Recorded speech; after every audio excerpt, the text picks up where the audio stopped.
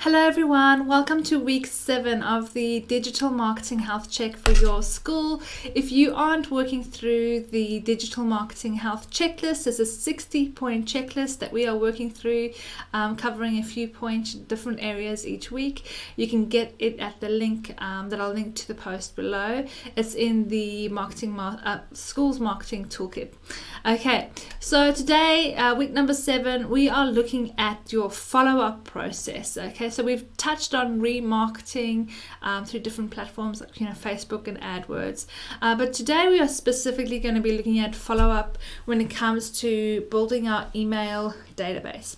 So I'm actually surprised at how many school websites I look at that don't actually have any option on the website to build an email database. Well, there's actually no trackable conversion that they are optimizing for when it comes to their school website.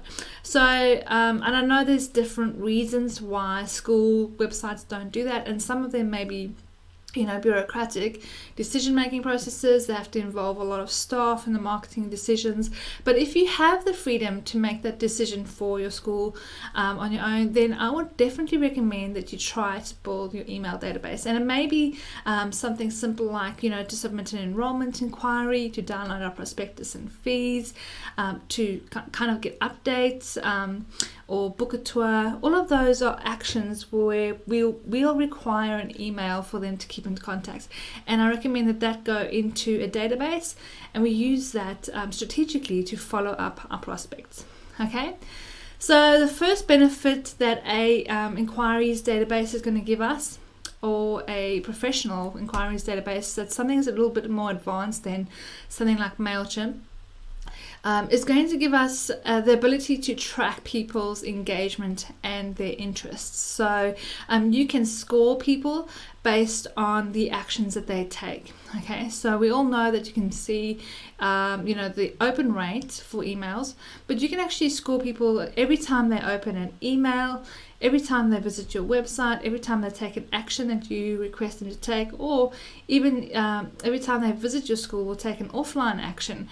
You can score that contact and then have the ability to segment out the most engaged contacts and follow them up. So that's a really nifty feature that we would like to have in our follow-up process.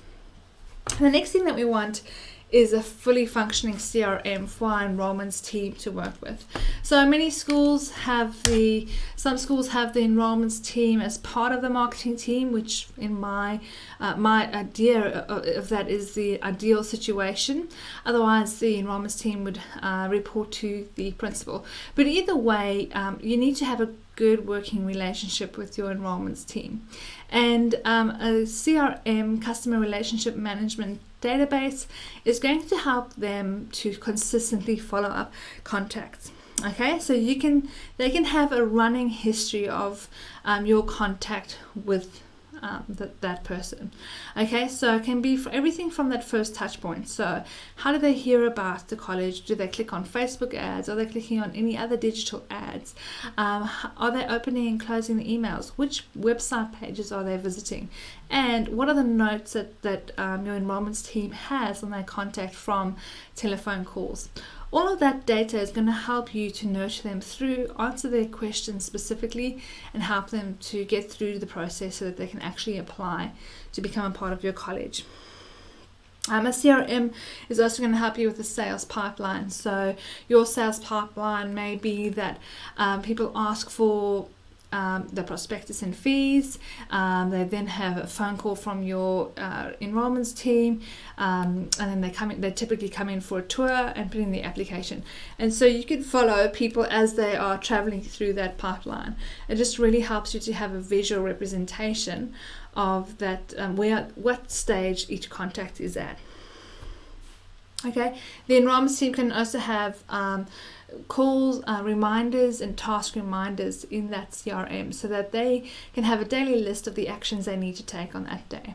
It really just simplifies all the clutter for them. The next thing that we want in our follow-up process is automation.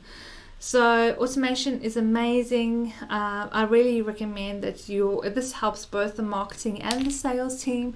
This is about really working together and collaborating together.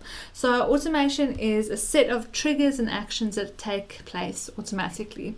Okay, so you can have triggers on events. So for example, if someone visits the prep page of your website, you can then trigger to then segment them into a prep segment so they receive prep information, or you could send them reminders about event. So automations are basically the automatic actions that you set up to take place without you having to do it manually. Okay, it saves you a lot of time.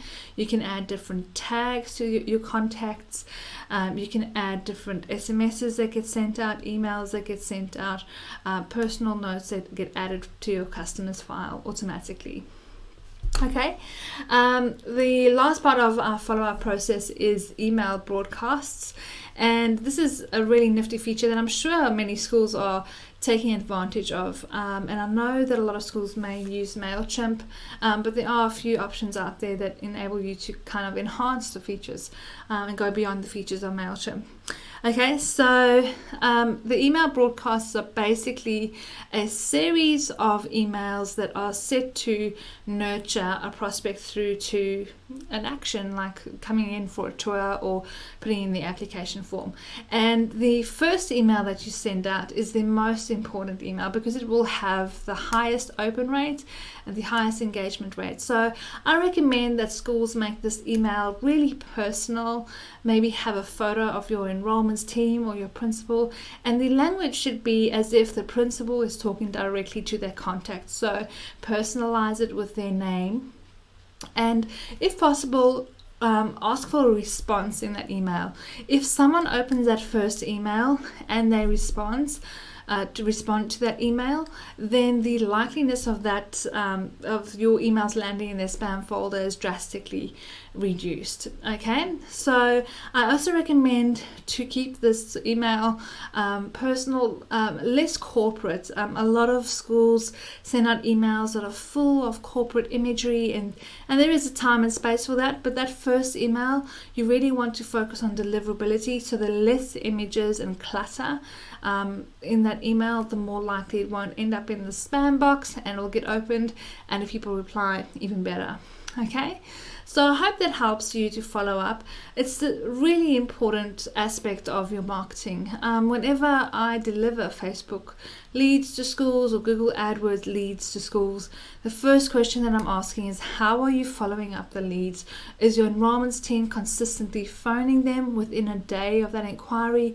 Are they set to receive email broadcasts? Remember, the decision to join a school can take a few months, and so it's important that we keep in contact with these valuable leads that we've worked so hard to get.